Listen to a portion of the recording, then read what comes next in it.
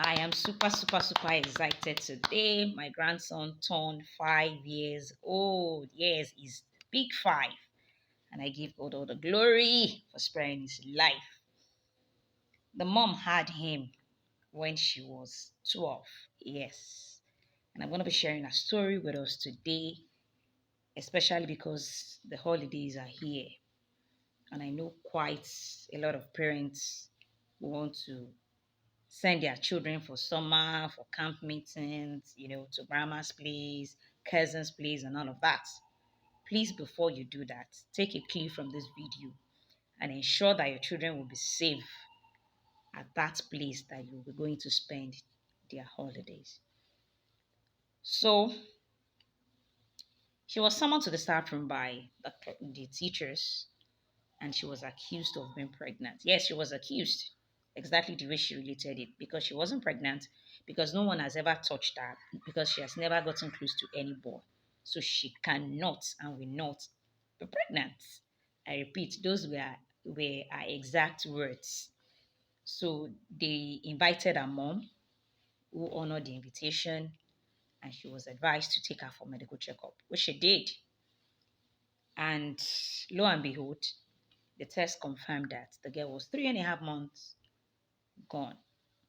And the widow, the mother of a single child, the mother of, she was the only child, in shock, confused, and perplexed, pleaded with her daughter to please confess and open up to her, whoever is responsible for the pregnancy. And she insisted that there was no one that got close to her. So her mother set out, she started, you know, trying to seek help for her. And in the process, she got her contacts and she reached out. So we stepped in and we had like 1, 2, 3, 4 sessions with her. I think it was on the fourth session that she was able to recall possibility of the pregnancy. And she said she traveled down to another state with her mom for the long vacation, which is the summer. And they were to depart on a Monday. So on Sunday, her aunts took her to their pastor to bid him farewell and for him to pray for them. And in the process, he told them that it is advisable that she stay behind for a 3 days prayer session so that what happened to the father will not catch up with her. And her mother, on hearing that, had to make her stay behind for the prayers while she returned back to her state. So she said one of the afternoon in the course of a prayer session, she suddenly became conscious and noticed she was feeling welts in her genital area.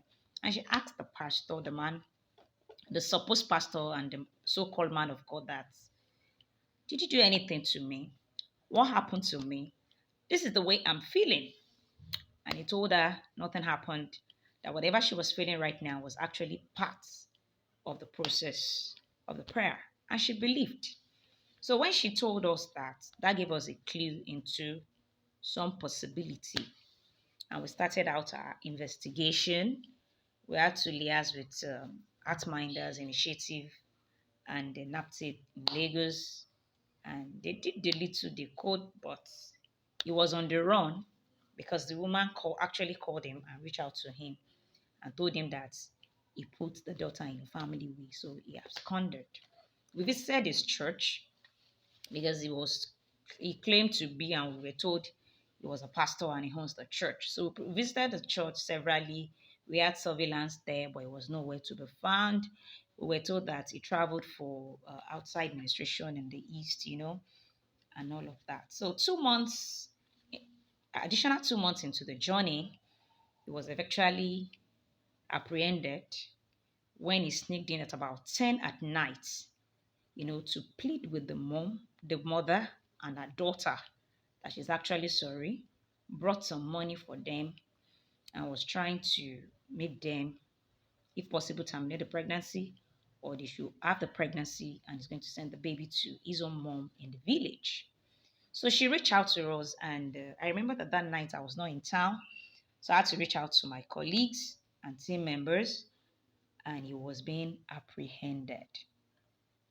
And the following day, I had to travel down to the station, and the needful was done. We filled the necessary papers, we filed the case, our legal team and everyone came on board, and the needful was done. It was a Friday, so it was to be taken to court to be arraigned in court on Monday.